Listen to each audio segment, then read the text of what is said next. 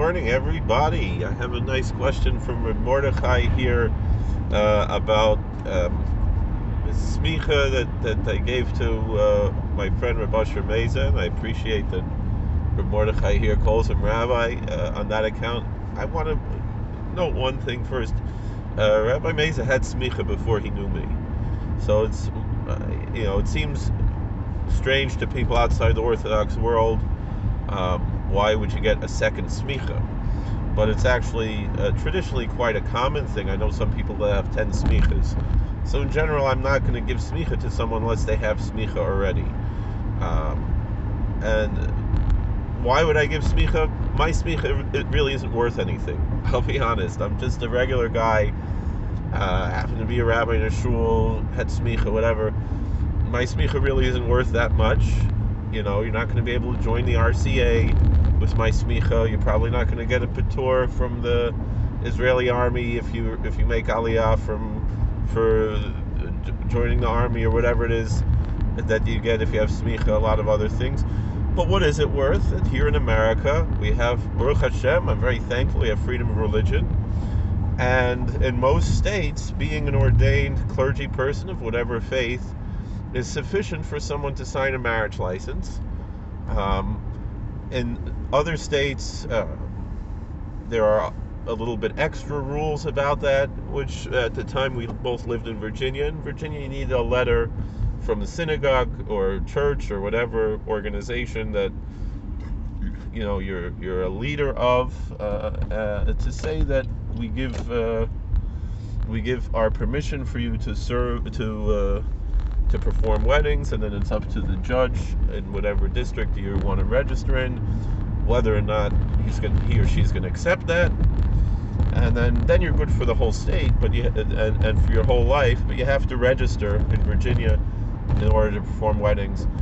Here in Pennsylvania, where I'm currently driving, it's a little different. You have to actually serve a congregation, and there is no registration. Each state is different.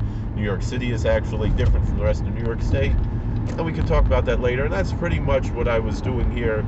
Was I gave Reb Usher a letter and attached with it a traditional form of smicha, but he already had smicha. I wasn't the one who gave him his first smicha, so I was just really endorsing the previous smicha that he'd received from a very famous Kiruv rabbi. It doesn't make him a dayan or a rav or anything else. It's more or less what we would call Rav Umanik Smicha. It's an ordination for the sake, like these types of things, that one could legally use the title rabbi and perform weddings and things like that legally, sign a marriage license as the officiant and that type of thing, and that's why I gave it to him. The question is about his views on Kabbalah, which are the main thing that I disagree with him on. I pretty much support his ideas about, for lack of a better term, proselytizing. And a lot of people say, "What is that? Where does that come from?" Well, Reb Nachman Breslover pushed that idea, and many of my Rebbeim teach this. I don't have to get into that. I know others disagree, but really the halacha is in Shulchan Aruch that if someone approaches you who's interested in conversion and they're sincere, you're supposed to try to encourage them to convert. You're not supposed to, you're supposed to ascertain why, and that but it's really, you're supposed to push them to convert because it's in their benefit to convert. A lot of people have this mistaken idea that it's somehow better for a Gentile to keep the 7 laws of Noah and not to convert. And I had that idea, going to yeshiva, and I feel bad because I was kind of rude to people who converted. Like, why would you do such a thing? Here you are, a perfect tzaddik, you have this Sheva mitzvahs, that's all you have to do. And are you really going to be able to keep all of this stuff? And it's why would you accept this upon yourself? And that was my ideology when I was younger. And I realized, as I got a little older, how foolish and how rude that was to say that. And also my Rosh Hashiva at the time said that's wrong, that it's much better for someone, it's actually harder to keep the Sheva Mitzvahs B'nai Noach, because you're chayiv misa on pachas mishava pruta,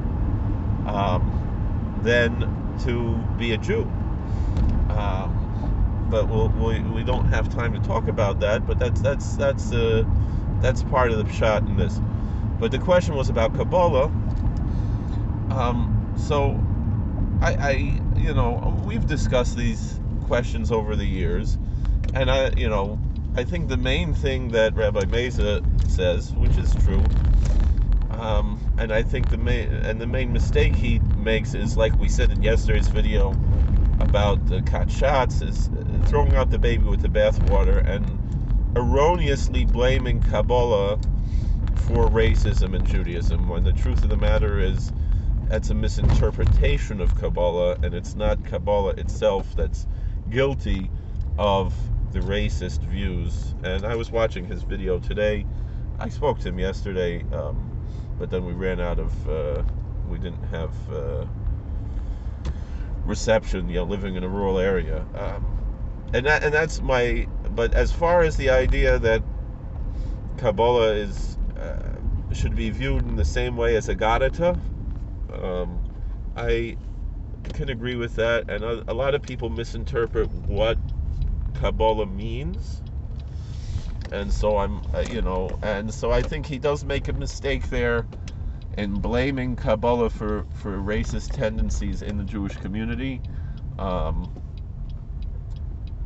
which again we can discuss a little bit more about that another time. I'm here at work now, but the idea that Kabbalah should be viewed similarly to Midrash and Agadata is really more or less a mainstream idea, and there's no reason, to say that, everything, whatever Kabbalistic thing, meaning Kabbalah is like poetry, it's the difference between prose and poetry, and you can enjoy poetry, you can enjoy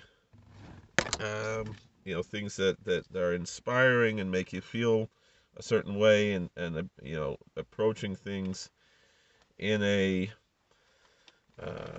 I'll say in a emotional manner, because Rabbi Meza says, while he personally has issues with Kabbalah, he doesn't think it's heresy, which maybe he did in the past, but he recognized that not everything that one might disagree with is heresy.